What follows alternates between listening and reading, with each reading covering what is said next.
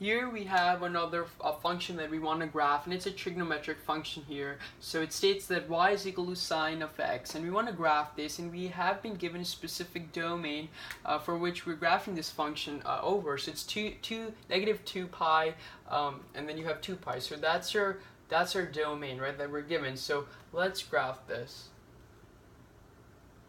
So we have our x-axis, we have our y-axis, right? And so the first step I would always do is look at the 2 pi, and we know from our unit circle that the main concepts, right, or the main angles that we primarily look at, especially when we're talking about 2 pi, is pi over 2, pi, 3 pi over 2, and 2 pi, right? So we're really dividing 2 pi into 4 different intervals, really. So we have pi over 2 here, right? And we have pi here.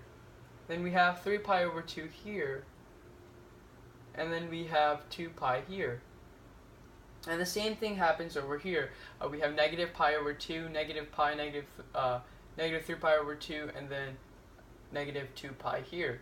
So we have something like that, right? And now we want to graph this. So if you recall, so we have 0. Y is equal to sine of 0. Well, that's just 0, right? So it's 0, sine of x is 0. Now at pi over 2, it's gonna be 1, right? And just think about this. Well, if you forget or something like that, remember your unit circle, right? And be like, oh, pi over 2, well, that's something here. And we know that this point is always cosine theta comma sine theta, right? So sine theta is referring to your y value, and clearly this point is 0 comma 1. So we have that 1 as your y coordinate here. So sine of pi over 2 must be 1. And then you have sine of pi. Similarly, sine of pi is 0. And then sine of 3 pi over 2, right? That is negative 1. That is negative 1. And then 2 pi is really just sine of 0 is the same thing as sine of 2 pi, right? That's 0. So those are the 5 points here that we have, right? And we can graph this here, so we have something like that, right? And obviously we want to restrict to our domain, so obviously we're not going to go over 2 pi, but our graph would continue, obviously, because this is a continuous function, right? However, not in this case, I guess, because you have that restricted domain here. And so now comes this part, and I'll just graph it here. So we have a point here, right? We know this is negative 1.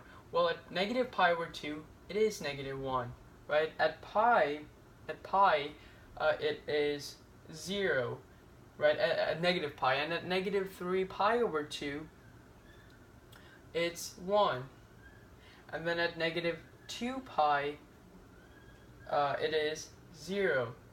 And then it continues again. So it looks something like that, right? And so usually what happens is when you're graphing this part of the function, negative 2 pi, people get confused, when you start going in a negative direction. So the way how I remember it is you have sine of a negative angle. So let's say sine of negative x. That is equal to negative sine of x. If you can remember this, this should not be hard, because really you think of sine of negative pi over 2 as negative sine of pi over 2, and sine of pi over 2 is 1, therefore this must be negative 1, and clearly at negative pi over 2 it is negative 1, right? Apply the same principle. So if we have something like sine of negative 3 pi over 2, right? Sine of negative 3 pi over 2, well, this is the same thing as saying negative sine of 3 pi over 2, and we know that the sine of 3 pi over 2, right, that is negative 1. Well, negative times negative 1 is positive 1. Therefore, as you can see here, this is negative 3 pi over 2. We have here positive 1. So if you understand that sine of negative x is equal to negative sine of x, you can graph this quite easily here. So that's how our function looks like. And now, when we're looking at, again, the characteristics of this specific function here, we want to talk about its x-intercepts, right? So our x-intercepts here are 0, 0, and there are many here for these trigonometric functions, just because it crosses the x-axis several times. So one is 0, 0. The other one would be pi, 0. We also have 2 pi comma 0. We have negative pi, right? Negative pi comma 0, right? This point over here is negative pi. And then we have negative 2 pi comma 0. And then for our y-intercept, that's just going to be 1 again, where it crosses the y-axis. Well, that's just 0 comma 0. 0 comma 0. And now when we're talking about the domain and the range, well, in this specific case, the domain was already given to us. So if we want to specify, we still can. We can say that the domain, right, all real numbers such that again, we really just put this restriction back if we're asked to restate the domain here. And for a range, however, your range will be again all real numbers such that y is greater than or equal to -1 or less than or equal to +1. And so when you're looking at the graph of cosine x or sine x, really our range is always going to be between -1 and +1.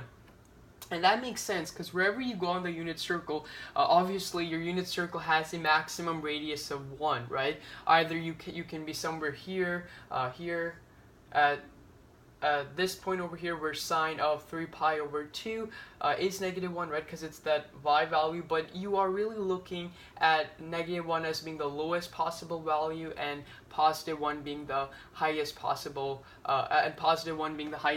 value for both y is equal to sine of x and y is equal to cosine of x. So thanks for watching.